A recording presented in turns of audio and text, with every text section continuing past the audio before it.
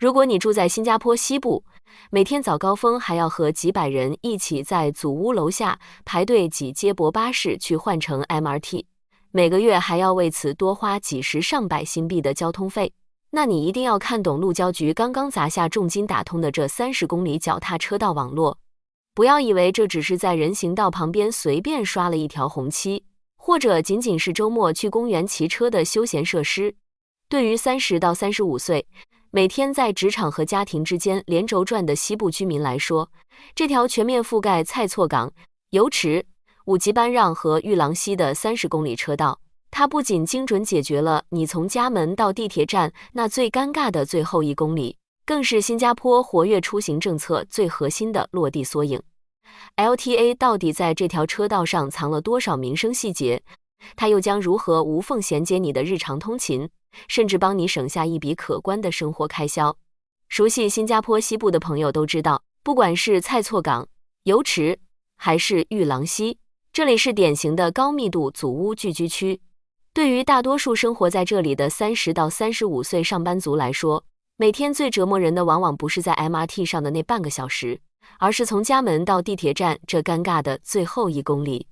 走路过去，在新加坡这种常年闷热的天气里，1-2公里的路程走到地铁站，往往已经是一身汗，连上班的心情都大打折扣。等接驳巴士，早晚高峰不仅拥挤，遇到下雨天或者错过一班车，通勤时间立刻增加15到20分钟。这不仅是时间成本，更是每天无形的心理消耗。为了破解这个死局，路交局没有选择继续盲目增加巴士班次，因为路面资源已经饱和。相反，他们转变思路，主导打造了这片约30公里的连片脚踏车道网络。以2024年8月刚刚正式通车的蔡厝港到油池段11公里为核心骨架，这条网络向外延伸，把五级班让、玉郎溪甚至未来的登嘉新镇全部串联了起来。最关键的是，它实现了全程无机动车干扰的专属路权。这不仅仅是一条路，它是 LTA 把市镇、交通枢纽、民生设施这3个孤岛用最高效的方式连接起来的毛细血管。大家可以在评论区留言告诉我，你每天从祖屋走到或者坐巴士到最近的 MRT 到底要花多少时间？接下来你会看到这条新车道是如何把这个时间生生压缩到5分钟以内的。如果只看路线图，你可能觉得不就是修了条路吗？但当我们拿放大镜去看 LTA 在施工中的细节，你就会发现什么叫定制化、优化。新加坡常年湿热，为了让你骑车时不至于像在烤炉上， LTA 在蔡厝港后期的主干道路段特别采用了低碳混凝土材质。这种材料不仅比普通路面更耐磨，孔隙结构还能有效降温2到3摄氏度。而在支线部分，则使用了高辨识度的红色防滑沥青，物理上把骑行道和行人道彻底分开，极大减少了冲撞风险。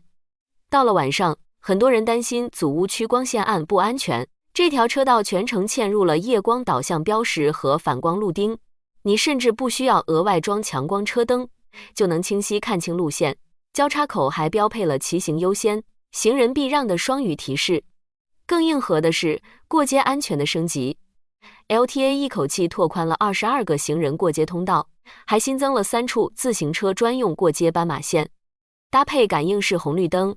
骑行者只要按下按钮就能获得优先通行权，再也不用在路口傻等。而最让我觉得惊艳的一个本地化细节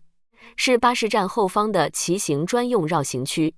以前骑车经过巴士站，最怕撞到上下车的乘客，现在车道直接从巴士站后方绕过，动线彻底分离。遇到需要过天桥或地下通道的地方，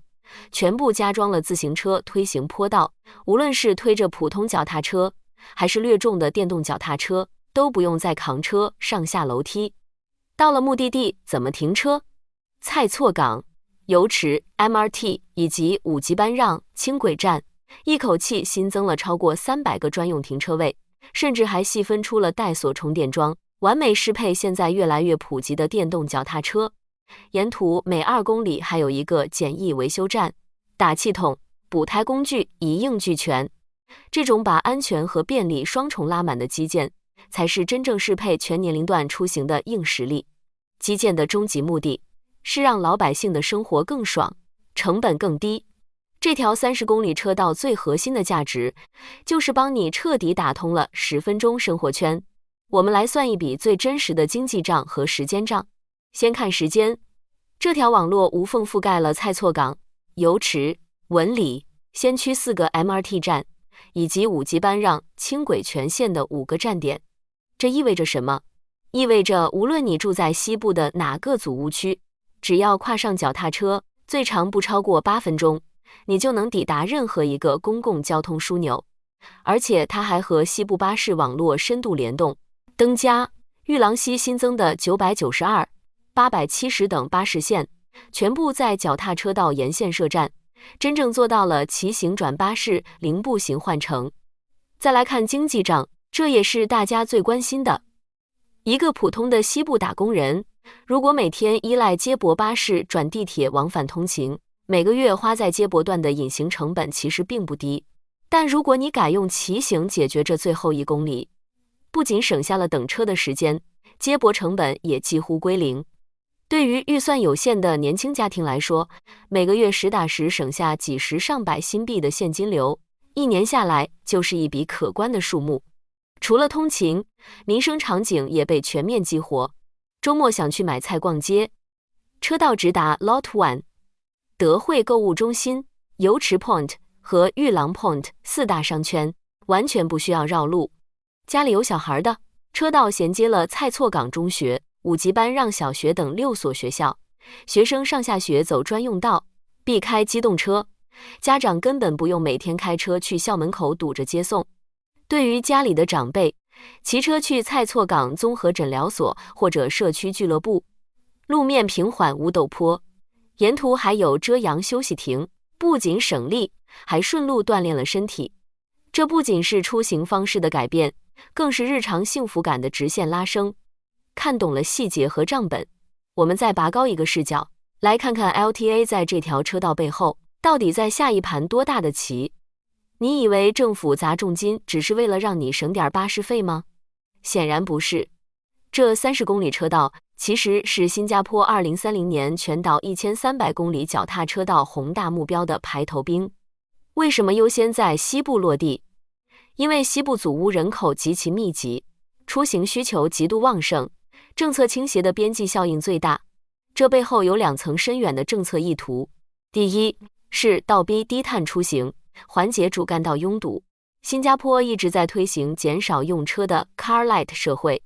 西部车道不仅采用了低碳建材，更重要的是通过提供极其便利的替代方案，鼓励居民在短途出行时果断放弃私家车。当越来越多人选择骑行去商场或 MRT、蔡厝港、油池这些区域高峰时段的机动车流量就会显著下降，从根本上缓解拥堵。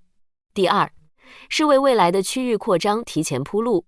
根据 LTA 的最新规划，在2027年之前，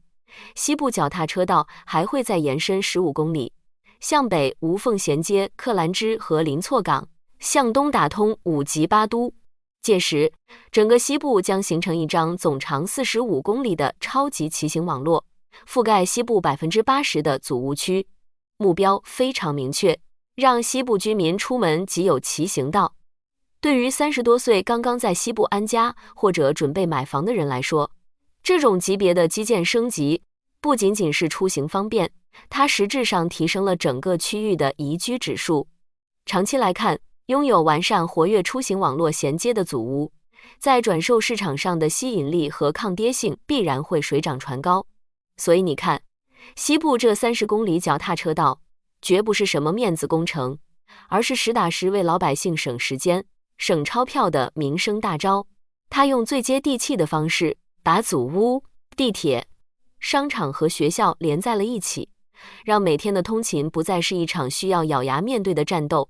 那么问题来了，你目前住在新加坡的哪个市镇？你觉得你家楼下需不需要也立刻安排上这样一条全配置的脚踏车道？欢迎在评论区留言告诉我，我们一起探讨。